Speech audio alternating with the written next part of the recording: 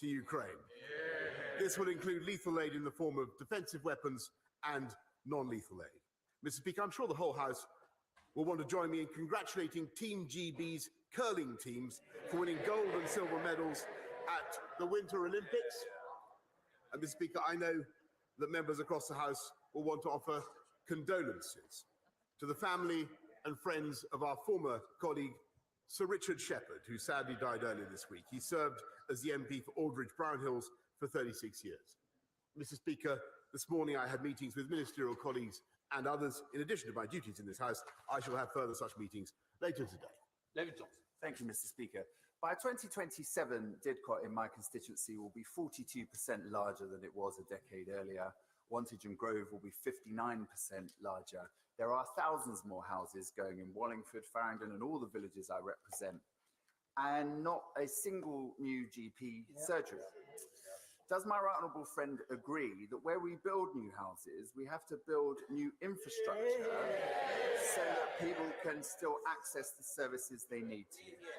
Prime Minister. Yes, of course my honourable friend is right, Mr. Speaker, and that's why we're making record investments in the NHS and in schools and roads as we can, Mr. Speaker, thanks to the strong growth in our economy, and I'll make sure that he gets a meeting with the relevant minister to discuss his immediate local concerns. We now come to the Leader of the Opposition, Keir Starmer. Thank you, Mr. Speaker. Can I join with the comments of the Prime Minister in relation to Sir Richard Shepherd? Mr. Speaker, we all want to deter aggression in Europe. We're not dealing with breakaway republics. Putin is not a peacekeeper. A sovereign nation has been invaded. The Prime Minister promised that in the event of an invasion, he would unleash a full package of sanctions. If not now, then when? Prime Minister. Mr. Speaker, as I said, the UK has been out in front in offering military support to Ukraine, and I'm grateful for what he said yesterday about the need to make sure that we keep ammunition in reserve for what could be a protracted struggle over this issue. But let there has been in no doubt about the extent of the package that was already been set out yesterday and what we are already doing. Because, Mr. Speaker, I don't think people quite realise that the UK is out in front. We've sanctioned 275 individuals already. Yesterday, we announced measures that place banks worth £37 billion, under sanctions, in addition to more oligarchs. And, Mr. Speaker, there is more to come, and we will be stopping Russia. We will be stopping Russia from raising sovereign debt, stopping Russian companies from raising money, and stopping Russian companies, as I said yesterday, even clearing in sterling and dollars on international markets, Mr. Speaker. That will hit Putin where it hurts, but it is absolutely vital that after this first barrage, we work in lockstep with friends and allies around the world. And we squeeze him simultaneously. We squeeze him simultaneously in London, in Paris, in New York at the same time. Unity, Mr. Speaker, is absolutely vital. I hear what the Prime Minister says about sequencing and about further sanctions. But there's already been an invasion. And there's clearly concern across the House that his strategy, I accept unintentionally, could send the wrong message. So if the Prime Minister now brings forward his full package of sanctions, excluding Russia from financial mechanisms like SWIFT and a ban on trading in Russian sovereign debt, he will have the full support of the House. Will he do so? I'm grateful, Mr. Speaker. I think yesterday, and I'm grateful, by the way, for the general support that the opposition have given, not just to our economic sanctions, but also to the package of military support, which will, as I've said, intensify. What we want to see, Mr. Speaker, is de-escalation by Vladimir Putin. There's still hope that he will see sense, but we are ready very rapidly to escalate our sanctions as I have set out. And under the measures that this House has already approved, and that we can now target, Mr. Speaker, any Russian entity, any Russian individual. We can already target not just the breakaway republics, the so-called breakaway republics in the Oblast of Donetsk and Lugansk. We can target members of the Duma who voted to recognize them. This is the most far-reaching piece of legislation of its kind, and I'm glad that it has his support. Keir Starmer. It does have my support, and if it's used, we will support it. We must also do more to defeat Putin's campaign of lies and disinformation. Russia today is his personal propaganda tool. I can see no reason why it should be allowed to continue to broadcast in this country. So will the Prime Minister now ask Ofcom to review its licence? Prime Minister. Mr. Speaker, I believe that my right honourable friend, the Secretary of State for Culture, Media and Sport, has already asked Ofcom to review that matter. But what I will say, Mr. Speaker, is that we live in a democracy, Mr. Speaker, and we live in a country that believes in free speech. And I think it's important that we should leave it up to Ofcom rather than to politicians to decide which media organisations to ban. That's what Russia does. Keir Starmer. The request was for a review, and I'm very glad to hear that that review is now happening. And Mr. Speaker, I'm not going to be deflected from the unity that this House needs just at the moment. At the weekend, the Prime Minister said that if Russia invades Ukraine, he will open up the Matryoshka dolls of Russian-owned companies and Russian-owned entities to find the ultimate beneficiaries within. Well, Russia has invaded, and it's time to act. If the Prime Minister brings forward the required legislation to do this, he will have Labour support. So will he commit to do so in the coming days? Prime Minister. Mr. Speaker, we are, as I said, bringing forward in the next wave of sanctions measures that will stop all Russian banks, all oligarchs, all Russian individuals raising money on London markets, and we are also accelerating, Mr. Speaker, the economic crime bill, which will enable us in the UK to peel back in the next session, Mr. Speaker, to peel back the facade of beneficial ownership of property in the UK and of companies. It's gone on for far too long. We are going to tackle it under this government, Mr. Speaker, but on all these measures, I think it is very, very important that the House remembers they are more effective when all financial centres move forward together. And that is what the UK has been organising. Keir Starmer. Mr. Speaker, I think I heard the Prime Minister say that the economic crime bill will be in the next session. I hope I misheard that. But I can assure him, if he brings it forward in this session in coming days, it will have our support. There's no reason to delay this. Let me also turn to the elections bill. As it stands, the bill would allow unfettered donations from overseas to be made to UK political parties from shell companies and individuals with no connections to the UK. Labour has proposed amendments to protect our democracy from the flood of foreign money drowning our politics. We can all now see how serious this is. So will the Prime Minister now change course and support these measures in the House of Lords? Mr. Speaker, we have very tough laws, tough rules in this country to stop foreign donations. We don't accept foreign donations. You have to be on the register of the UK electoral register to give to a UK political party. And before he starts chucking it around, Mr. Speaker, I just remind him the largest single corporate donation to the Labour Party came from a member of the Chinese Communist Party. Keir Starmer.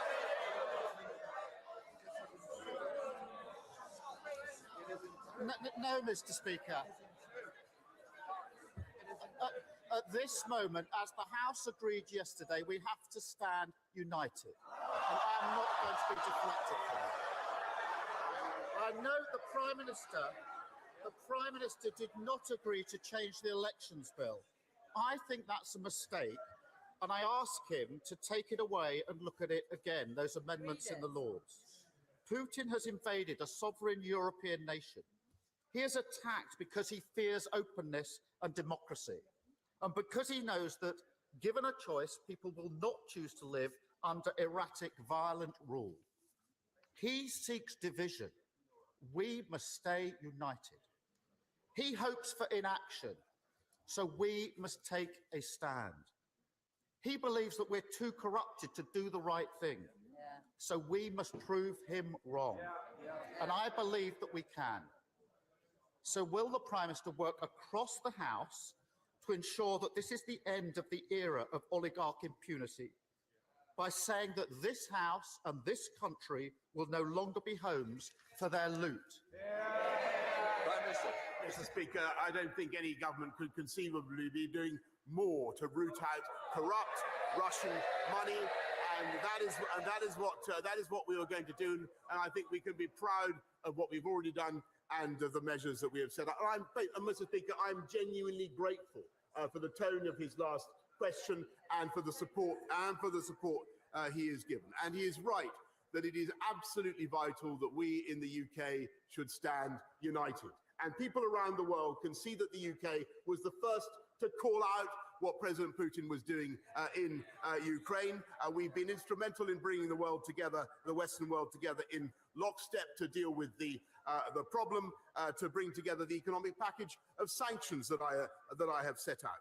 And Mr. Speaker, there is still time for President Putin, as I've said, to de-escalate. But what is at stake, being absolutely no doubt, is not just the democracy of Ukraine, but the principle of democracy around the world. And that is why the unity of this House is so important today. And it is absolutely vital that the United Kingdom stands together against aggression in Ukraine. And I'm grateful for the broad support that we've had today from the Leader of the Opposition. Please, Thank you, Mr. Speaker. Following last week's Q&A at the Shepley Village Association, and after receiving a huge number of complaints from constituents, it is clear that speeding is a major problem, not just in Shepley, but across all parts of Dewsbury, Murfield, Kirkburn and Denbydale. Rather than action being taken after people have been killed or seriously injured in collisions, would my right honourable friend agree with me that prevention is better than the cure, and that the Department for Transport Circular 2007 needs a long overdue review? Prime Minister. Yes, Mr. Speaker. Look, I thank him. I share his passion on this issue as a cyclist, and I do think that we need to crack down on speeding, which does play a role in excessive deaths on our roads. And the Department of Transport is updating the circular that he mentions on the use of speed and red light cameras. And I'd urge him to get in touch with my right honourable friend, the Secretary of State. Leader of the SNP, Ian Blackford. Thank you, Mr. Speaker. Yesterday, this side of the House made clear that the SNP stands united against the Russian invasion of Ukraine, and this needs to be included with tougher and stronger sanctions. But as the chair of the Foreign Affairs Select Committee rightly said, we shouldn't be waiting for Russia to attack others to clean up the corruption and Russian money which has been fueling in the UK. Under the Tories, a sewer of dirty Russian money has been allowed to run through London for years. I went to the Prime Minister, the then Foreign Secretary, in 2017, and I raised the issue of limited partnerships, 113 of which have been used to move $20.8 billion out of Russian banks. Corruption on an industrial scale. Why did the Prime Minister do nothing back then? And why is he still doing nothing now? Prime Minister. Mr. Speaker, I'm grateful to him.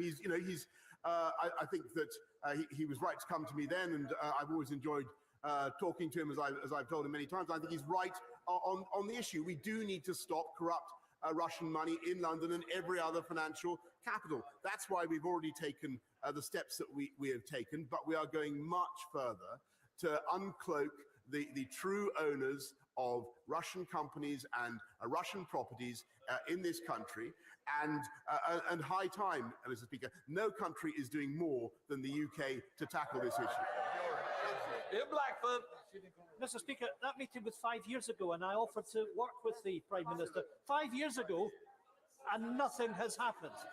The truth is that Russian oligarchs who give the right people in power a golden handshake have been welcomed into London for years. Their activities weren't stopped, they were encouraged. And plenty of these golden handshakes just so happened to find their way into the coffers of the Conservative Party. Mr. Speaker, £2.3 million, in fact, since the Prime Minister took office. A leading American think tank has publicly raised concerns, and I quote, about the close ties between Russian money and the United Kingdom's ruling Conservative Party are a block to stronger sanctions. How can our allies trust this Prime Minister to clean up dirty Russian money in the UK when he won't even clean up his own political party? Will he finally commit to giving up the 2.3 million his party has raised in from Russian oligarchs? Prime Minister. Mr. Speaker, I just think it's very important for the House to understand we do not raise money from Russian oligarchs. People who give money to this. We raise money from people who are registered to vote on the UK Register of Interest, and that is how we do it, Mr. Speaker. And I think his indignation is, I'm afraid, a bit much coming from somebody whose very own Alex Salmond is a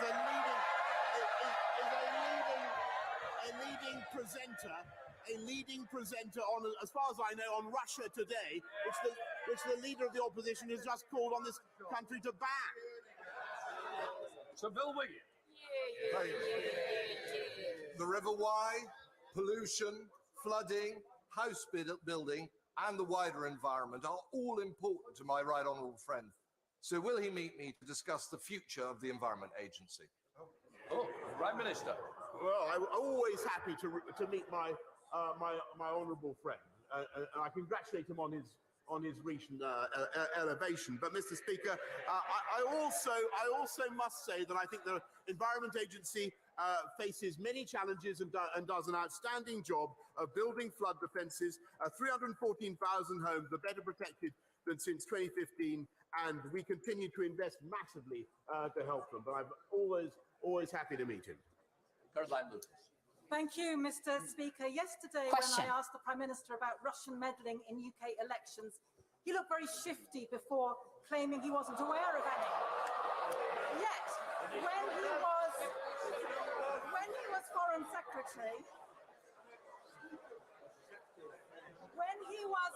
Secretary, in 2017, in a joint press conference with the Russian Foreign Minister, when Lavrov claimed there was no evidence that Russia had interfered in UK elections in any way, the now Prime Minister corrected him by saying there was no evidence of successful interference. So can the Prime Minister tell us what evidence he has seen of unsuccessful interference? Has he actually read the Russia report, which is very clear that there is credible evidence of interference? And given that,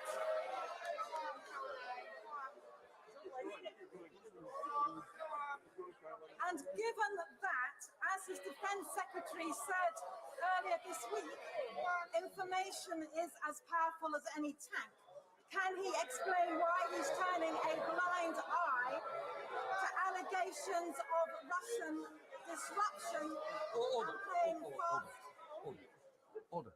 I hope we're coming to the end of the question. I do need to.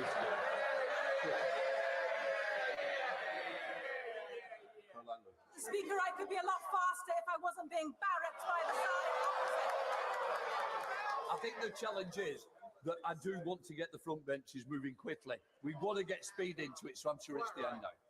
Given that, as his Defence Secretary said earlier this week, that information is as powerful as any tank, can he explain why he is turning a blind eye to allegations of Russian disruption? Why is he playing fast and loose with our national security? Prime Minister. I repeat what I told ages ago. If I think I got it right. I've seen absolutely no evidence of successful Russian interference in any of our any electoral event, Mr. Speaker. Gareth Bacon. Thank you, Mr. Speaker. I welcome the steps the government is taking to help hardworking families in Orpington this year with their energy bills, and the majority of people receive at least £350 of support. But can my right honourable friend confirm that even those not eligible for the council tax rebate will still receive additional support thanks to discretionary funding set aside for local authorities? Prime Minister. My honourable friend is absolutely right, and I can tell him that the people of Orpington and elsewhere will receive support if they don't qualify for the council tax rebate from the £144 million fund that he rightly mentions. Kerry McLaughlin. Thank you, Mr. Speaker. How does the Prime Minister think it looks when we're in a cost of living crisis with our constituents struggling to put food on the table or coats on their kids' backs, when the members of his cabinet are throwing their toys out the pram because they want to eat foie gras and wear fur?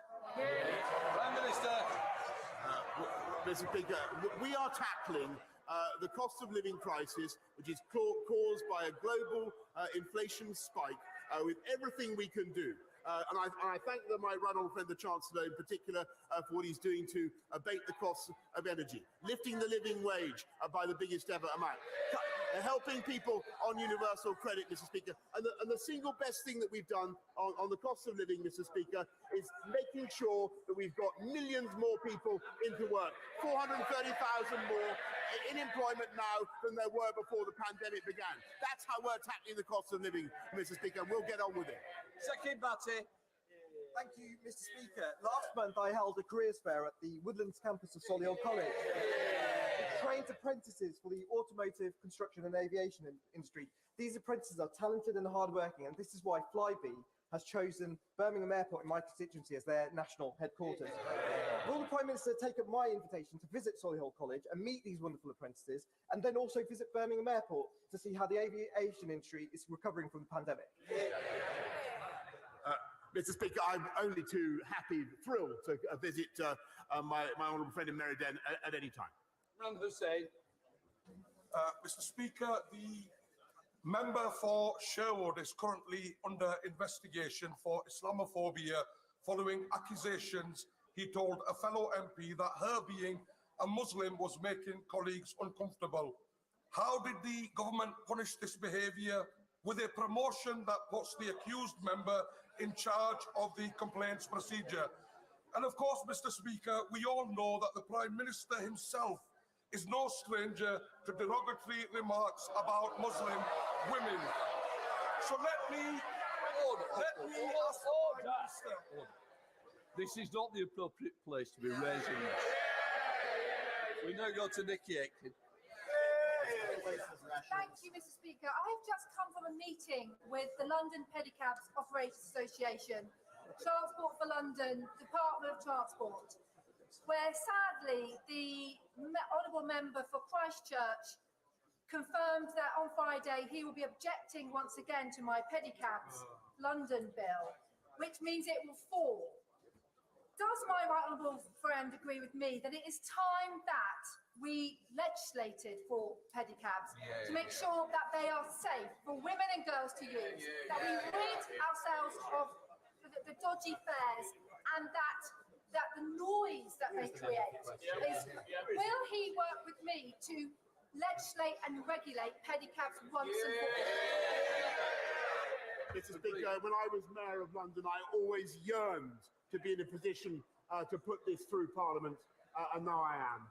I'm very grateful to her. We will make sure that we give parliamentary time to make this possible. I think it will be a boon for cyclists. It will be a boon, Mr. Speaker, for taxi drivers, and it's high time we did it. Thank you, Mr. Speaker. We have a humanitarian crisis of food poverty in all the constituencies represented in this House. We've got more food banks than McDonald's, and people now face starving or freezing in their homes at this very moment because of the horrific cost of living crisis, but because of political choices that have been made by this government. In 2015, the government signed up to delivering the 2030 Sustainable Development Goals domestically, including ending hunger. Can the Prime Minister tell me who and what department is responsible for delivering this goal to end hunger domestically? And can he send me a copy of the plan to deliver it? Mr. Speaker, the whole of government is engaged in that campaign, and to that end, we expanded free school meals for 5 to 7-year-olds, which helps 1.3 million children. We boosted the Healthy Start vouchers by a third, Mr. Speaker, and of course there's a holiday food and activities programme that continues to run, the £200 million fund. But the best thing that we can do as a country, as a society, is keep going with our plan for economic growth, with higher wage, higher skilled jobs, putting bread on the table of families up and down this country. Thank you, Mr. Speaker. Speciality Steels is an important steelworks in Stocksbridge in my constituency. It produces high-quality steel and it's provided high-value jobs for generations. But sadly, following the collapse of Greensill Capital, the parent company, Liberty, has faced financial uncertainty for some time, threatening the business and thousands of jobs. So does my right honourable friend agree with me that the steel industry sits at the heart of our levelling up agenda?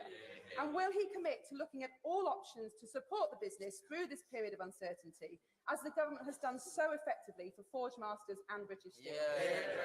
Prime Minister. I thank her very much, and I thank her for everything she does to champion steel. I think she's right. I think that it is of strategic importance for our country, and we've got to look at ways in which we can help the steel industry to have access to cheaper, low-carbon energy. And this government will do everything we can to ensure that that happens. But so far, we've provided over £600 million since 2013 to help with the cost of energy, and we've also put in a £350 million industrial energy transformation fund. But I want to stress to the House that that alone will not be enough as we transition to a low-carbon future. I think that hydrocarbons must also have their place. Thank you, Mr. Speaker. Unpaid family carers are treated appallingly by this government. I'm not talking about paid care staff in care homes, but people who provide care unpaid for family members. While food and energy costs skyrocket, carers' allowance is increasing in April by only £2 to a miserly £69 a week. But this insulting amount will now be more than swallowed up by paying the £2.50 cost of a single lateral flow test so that carers can keep the person they care for safe. How can the Prime Minister justify this tax on caring? I thank her very much, and I think that the whole House understands the pressures on carers and the immense amount that they contribute to our society, and we are doing our best to support people throughout our country. We can't, I think the House also understands that we can't indefinitely support free universal free testing. What we are doing is uprating the carers' allowance, and of course carers are also entitled to the increases that we're putting through in universal credit. Thank you very much, Mr. Speaker. Can I follow up my right honourable friend's statement on Monday on removing the COVID restrictions? I welcome the further support for the immunosuppressed. Will he ensure the NHS reviews the system for identifying the most vulnerable, as I think some who are at risk are in danger of being missed, for example, those with blood cancers? And will he then ensure that the relevant testing and antiviral drugs will be readily available alongside boosters for the immunosuppressed, but also for their carers? Yes, he's making a very important point about the immunosuppressed and the need to identify them correctly. We currently think there are 1.3 million. Yes, of course, they will have access not only to testing but also to vaccines, to boosters, and priority access for new therapeutics and antivirals. Thank you, Mr. Speaker. Last October, a promising young footballer in my Ilford South constituency called Kamran Khalid, who was a former winner of Chelsea FC's Asian Star Scheme and played for the famous Senrab FC in Wanstead. He was on his way home to see his mum after finishing at the gym, and he was stabbed 24 times, murdered just yards from his front door. One of the perpetrators, alleged perpetrators, was as young as 15. So, Mr. Speaker, I would hope that the Prime Minister would agree with me that far more needs to be done to stamp out the scourge of knife crime, including addressing the underlying causes. And will he agree to meet me and Cameron's mother, Samina, who said that losing her 18-year-old son has left a void in her heart forever, to discuss what more can be done to make our streets safer and ensure that other families do not ever have to suffer this heartbreaking loss? Prime Minister. Mr. Speaker, I must say that I totally agree with. I share his feelings about his constituents and the tragedy, the tragic loss of the family concerned. And we must crack down more on knife crime. It's one of the reasons we're putting more police out on the streets, and it's also why we're rounding up the county lines drugs gangs. And and I think they play a big part in this. Sadly, we've done 2,000 so far. There is more to do. That's why we're recruiting many more police and giving them the powers they need to come down hard on these gangs. Andy Carter. Thank you very much, Mr. Speaker. The government's commitment of £25 million for a new electric bus fleet in Warrington will have a transformational effect on public transport across Warrington. Does the Prime Minister agree with me that the right way to spend that £25 million is by buying British-made buses, supporting highly skilled jobs, manufacturing jobs right across the United Kingdom? Prime Minister. Yes, Mr. Speaker, I want to thank my honourable friend who is a great champion for Warrington. And Warrington has secured £20 million, Mr. Speaker, for new zero-emission buses. And I'm delighted to say, in a statistic that I can barely believe, but is in my brief, that 80% of buses in Britain's urban areas are already produced domestically, Mr. Speaker, which is a fantastic thing. And I know that we all want to see more of that. And I hope that Warrington will consider excellent UK bus manufacturers when they come to their next contract. Thank you, Mr. Speaker. Yesterday, the Prime Minister told me that we can sanction Duma members with the government's new sanctions package. The Right Honourable Member for Braintree told the House that we can sanction Duma members not through the new regime, but as an extension of pre-existing sanction rules. Yet this morning, the Foreign Secretary said that the legislation for sanctions against Duma members will take weeks to be made legally watertight. So, Prime Minister, who is right? How can we say we're standing strong against Russian aggression when our sanctions response is such a muddle and such a mess? Prime Minister. Mr. Speaker, I think the whole House will agree, I hope the whole House will agree, that it's quite a thing to sanction parliamentarians. And that is what we're doing. That is what we're doing. And not only that, we're putting forward just in the last couple of days the biggest package of sanctions against Russia that this country has ever introduced. And we're coming forward with even more. And they will have an impact not just on Duma members, people who voted for the secession of the oblasts of Donetsk and Lugansk. They will have an impact on the entire Putin regime. And I'm glad that the Labour opposition, at least for now, supports them. Thank you, Mr. Speaker. This is day 6 for thousands of households across East Sussex who have no power and no water. As we become more and more reliant on electricity, we must become more resilient. Can I ask the Prime Minister to ensure that the utility companies work together, that water companies have to have generators in place so that the water doesn't fail when the power does, and that local resilience forums are fit for purpose and communicate with their local community? We need more help on this, Prime Minister. Please help us. Prime Minister. I thank him very much for what he said about people in East Sussex, and I just want to say I know how tough it is for people who've been short of power for days on end, and it is no consolation to them for me to say that 97% of who lost power have now been reconnected, but we're working as fast as we can with local authorities, with the electricity companies to make sure that they get their power back, but also ensuring that we build in more resilience for the future. Jamie Stone. Mr. Speaker, let's be quite clear about this. Is it not an absolute disgrace that a Privy Councillor, an advisor to the Queen and a former First Minister of Scotland sees fit to broadcast his half-baked worldviews week after week on Russian television? Mr. Speaker, that was a brilliant, powerful question with which I think the whole House assented. Would it not have been more powerful if it had come from the leader of the Scottish Nationalist Party? Daniel Kaczynski. Thank you very much. Thank you very much, Mr. Speaker. The Prime Minister will have seen the devastation in Shrewsbury of the flooding of the River Severn. This is the third year in a row that Shrewsbury has faced these appalling floods.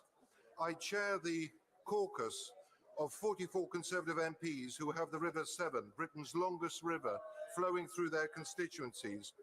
Will he help me and our caucus to do everything possible to find a long-term solution to managing Britain's longest river?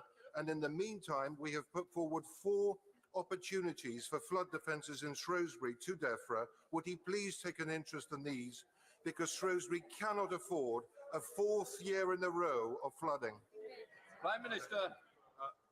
I thank him very much for what he's said, and he's completely right in what he says about the Severn and the violence of flooding in the Severn, which I've seen for myself, the Severn area, which I've seen for myself several times. There are still flood warnings in place along the Severn, Mr. Speaker. All I can tell him is that we are working flat out to put the remediations in place to help people who have suffered from flooding, but also investing £5.2 billion in the flood defences of this country.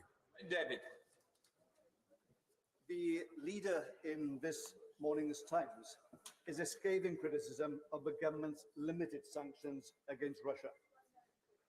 If the Prime Minister won't listen to members of this House, would he at least listen to the Times newspaper? Prime Minister.